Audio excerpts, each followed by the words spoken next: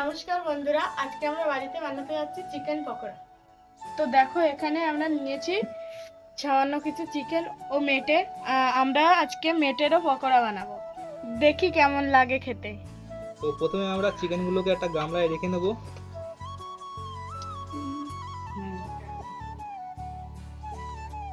তো প্রথমে আমরা দিয়ে নেব 1 চামচ মতো ভিনেগার। ভিনেগারের বদলে লেবু রস দেওয়া যায়। তারপরে দিয়ে নেব 2 চামচ মতো সয়া সস।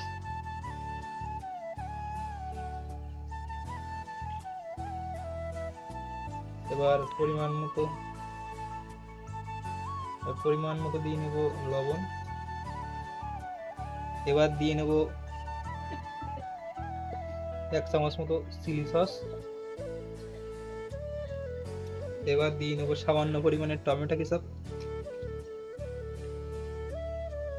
দিয়ে নেব সামান্য পরিমাণে হলুদ গুঁড়া, মরিচ গুঁড়া, দারচিনি, সামান্য পরিমাণে গোলমরিচ, সামান্য পরিমাণে লঙ্কার গুঁড়ো, দিয়ে নেব সামান্য পরিমাণে ধনিয়ার গুঁড়ো, দিয়ে নেব 1 চামচ মতো ঘি, দিয়ে নেব সামান্য পরিমাণে পেঁয়াজ। পেঁয়াজগুলো না দিলেও কোনো সমস্যা নেই, দিলেও কোনো সমস্যা নেই, দিলে একটু টেস্ট হবে। দিয়ে নেব কাঁচা লঙ্কা কুচি, সামান্য রসুন কুচি।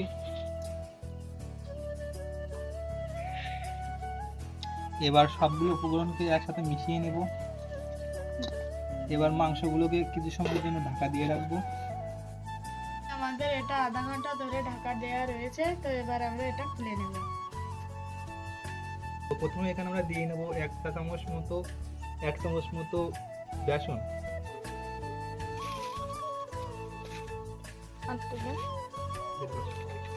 এবার যতটুকু বেসন নিয়েছি তার ডবল হিসাবে এখানে কর্নফ্লাওয়ার, মানে 2 চামচ মতো নিয়ে নেব কর্নফ্লাওয়ার। এবার পরবর্তীতে যদি আমাদের আরো লাগে তখন আমরা আরো দিয়ে নেব।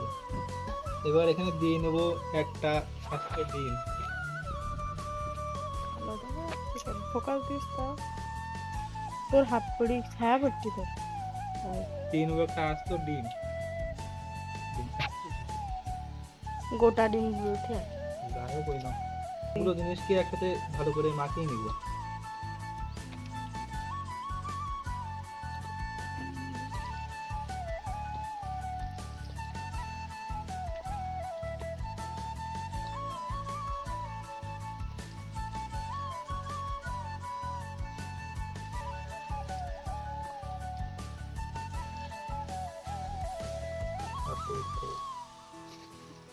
আমাদের মাখানোটা একটু ঝোলঝোল মতো হয়ে গেছে, তো আমরা আবার সামান্য পরিমাণে একটু বেসন দিয়ে নেব। আর এখানে সেই একই পরিমাণে আমরা কর্নফ্লাওয়ার দিয়ে নেব 2 চামচ।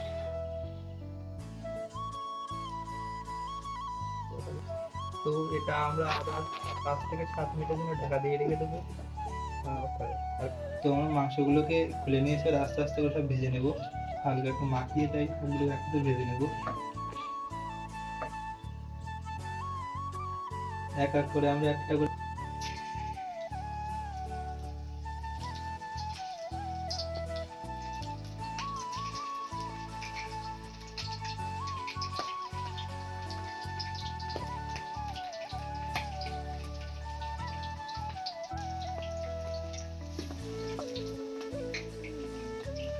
ভাতটা বেশ সরিয়ে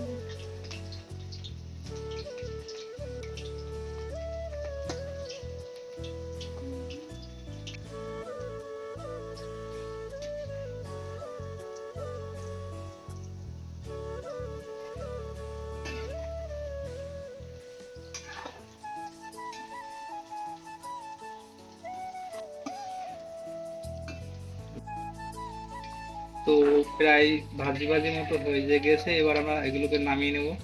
এগুলোকে পরে আরেকবার আমরা ফ্রাই করব।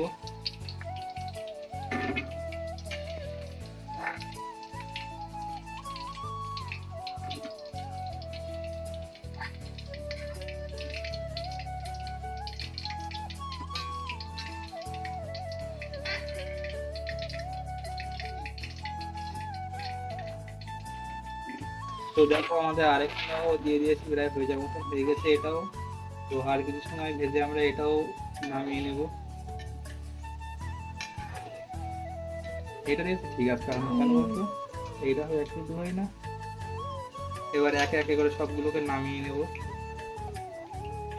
পেঁয়াজ না কি হাফ হয়ে যায় তো।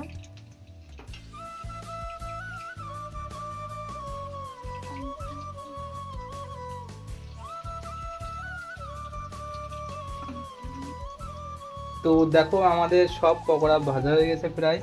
দেখো কতগুলো পকোড়া হয়েছে, আর এখানে শেষ ক্লাস চলছে। এখানে কতগুলো পকোড়া হয়েছে দেখো শুধু তোমরা। দেখো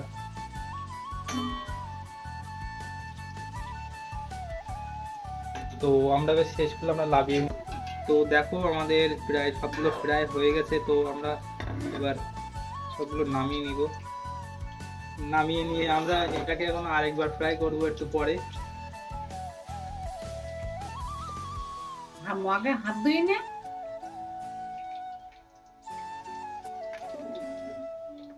তো আমরা প্রথমে যে এগুলো ভেজেছিলাম সেগুলো আলাদা একটা পাত্রে নামিয়ে নেব। এগুলোকে এবার আমরা সেকেন্ড বার ফ্রাই করব। তো দুইবার ফ্রাই করলে হবে কি, এই যে হালকা হালকা নরম মতো এগুলো শক্ত হয়ে যাবে ভালো।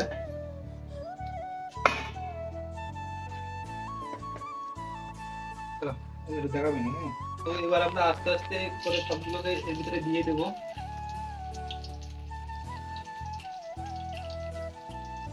দিয়ে আমরা সেকেন্ড টাইম এগুলোকে সব ফ্রাই করে নিব।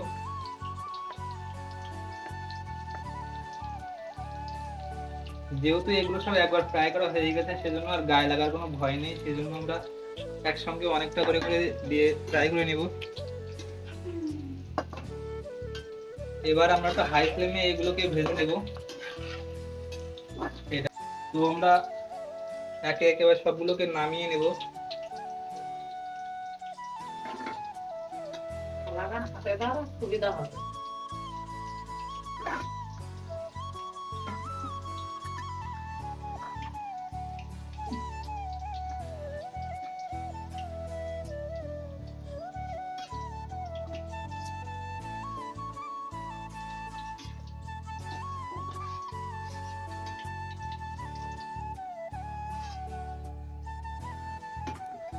তো আর যতটুকু রয়েছে সবটুকু আমরা এবার একসাথে ফ্রাই করে নেব। কোনোটা শুনতে যাবে।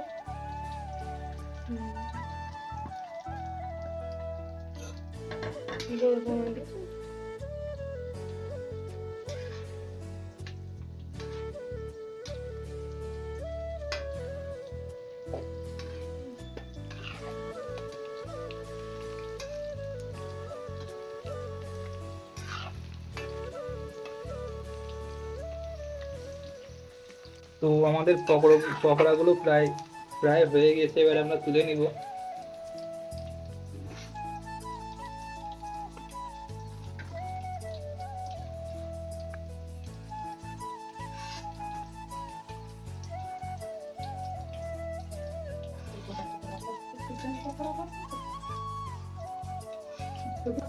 তো দেখো আমাদের কতগুলো চিকেন পকোড়া হয়েছে।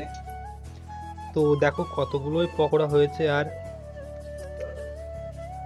আর দেখো পকোড়াগুলোর ভিতরে কত সফট চিকেনগুলো, একদম জুসি জুসি চিকেন। দেখো বন্ধুরা, আজকে আমাদের এই পকোড়া কত সুন্দর হয়েছে। চিকেন পকোড়া কিন্তু আর খেতেও তেমন সুন্দর হয়েছে, দেখতে যতটা সুন্দর হয়েছে খেতে তার থেকে সুন্দর হয়েছে। আর মেটে পকোড়াগুলো তো আরো সুন্দর। এই যে দেখো, এটা খেতে কিন্তু চিকেন পকোড়ার থেকেও আরো বেশি সুন্দর। দারুণ। আজকে মেটের পকোড়া তো আমি একাই শেষ করে দিয়েছিলাম। তো আজকের মতো ভিডিও এই পর্যন্তই শেষ। পরবর্তী ভিডিও পেতে আমাদের চ্যানেলটাকে অবশ্যই সাবস্ক্রাইব করে রেখো। বাই।